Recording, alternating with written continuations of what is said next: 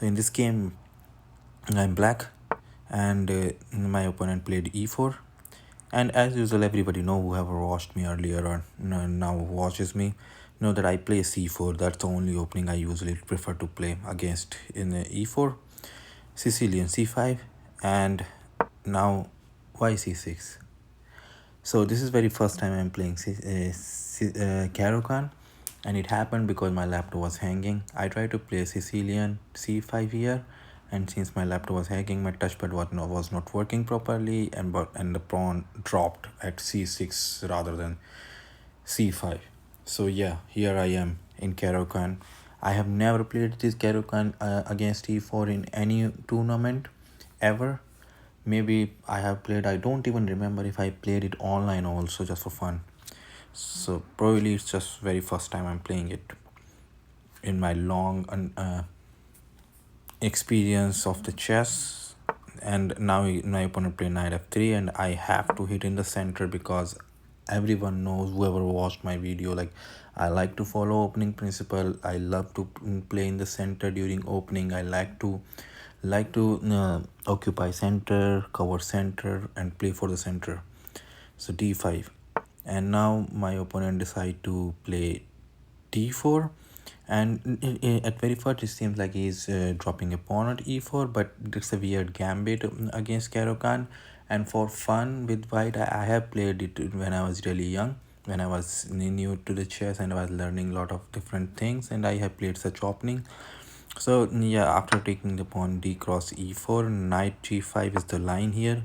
And the main point of that, if I go for defending the pawn using anything like knight f6 or bishop f5, it will create chances by knight c3, f3, queen f3, and I will be in really trouble because he will be really active toward that. And I also, if also my f6, f7 pawn, e6 pawn, even certain point it's possible my, if I go with the bishop f5 protecting, my b7 pawn can be really unprotected, and also at the same time he will have a huge lead in development. So no defending, you can take back the pawn. I'm not interested in saving that pawn. So e6, opening up the diagonal and also preparing f5. And now if he doesn't take, he is forced to take. If he doesn't take now, I'm going to play f5. So now he has to take. So now knight f6, challenging the knight, and he pins the knight. So I have to break the pin, and again the threat is renewed on the e4 knight, and he defends with the queen f3. So now I'm again winning a pawn here at d4. And if you analyze it, a computer will also suggest that taking d4 pawn is great. And at the point in time I thought like taking this pawn, but now then I realized that may lead to exchange of a lot of pieces, like knight cross f6, bishop cross f6, bishop cross f6, queen cross f6, queen cross f6, and g cross f6 leads to equal pawn with my pawn structure, which is ruined right now. Not equal pawn, yeah, I will be pawn up, but my pawn structure will be ruined. And exchanging a lot of pieces just for one pawn, I did not want that. I want the game to be ended really fast.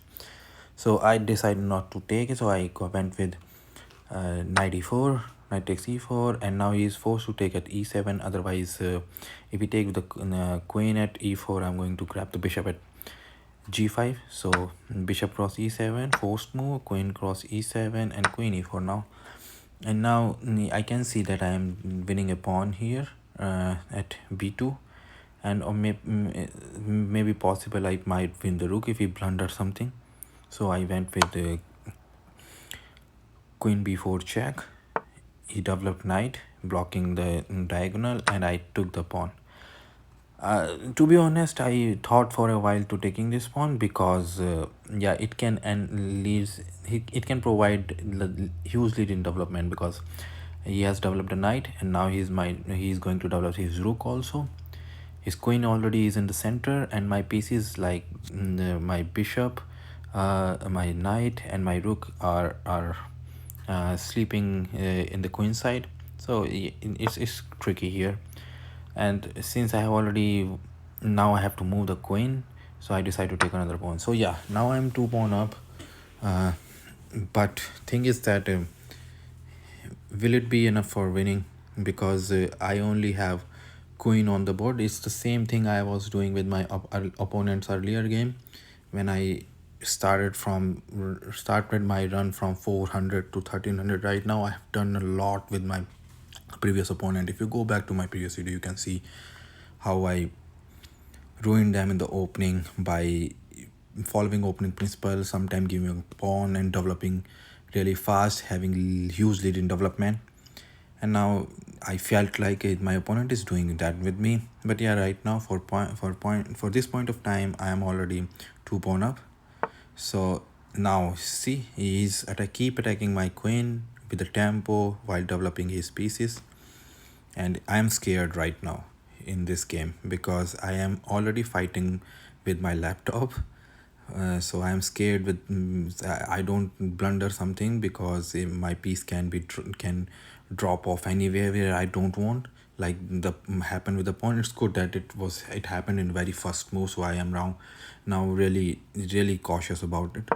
So here I decide to play queen f5.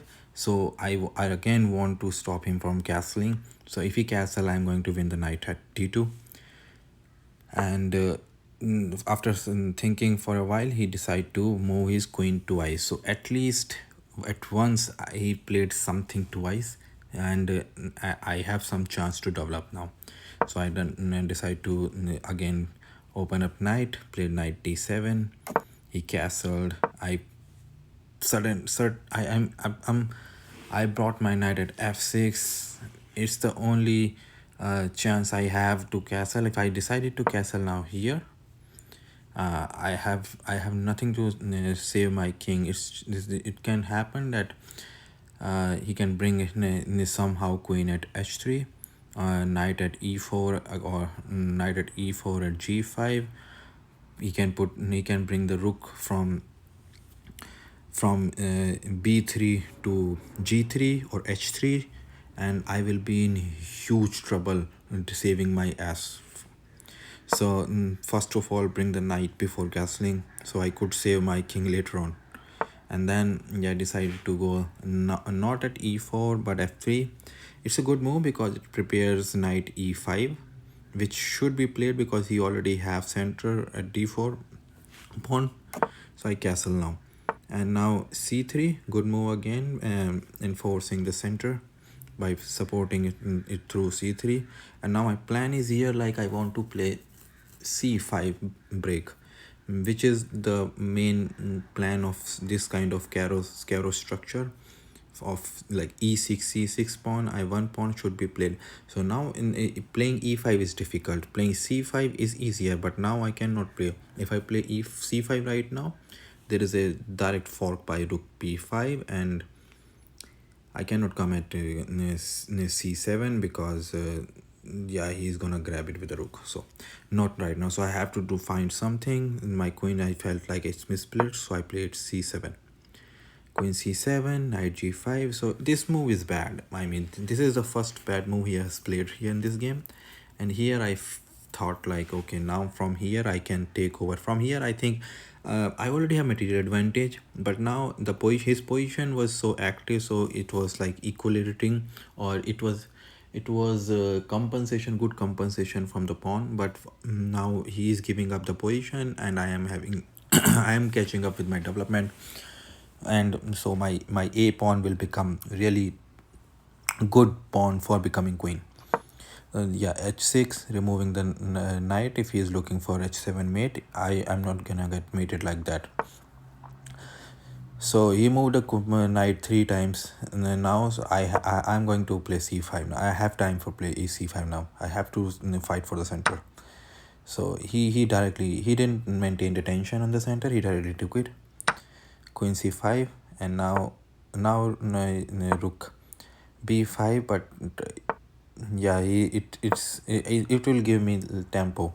So the knight move came again. He is trying to do something, but I'm trying to keep everything solid so it doesn't have anything. But I really want to develop with the tempo now to give back what he gave me in the early in the game.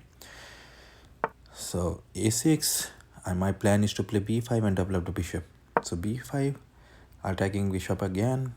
He got back, but before playing bishop b7, I want to develop my rook. So I develop my rook on with the tempo on the queen. Queen f3, it gives me again tempo. Play bishop b7, and my development is complete. And with I am having 2 pawn up. So here at this point I am winning. At this point I have begun to win. So here I try to exchange pieces because I am already pawn up. If I exchange with 2 pawn up, I already have a pawn is a queen.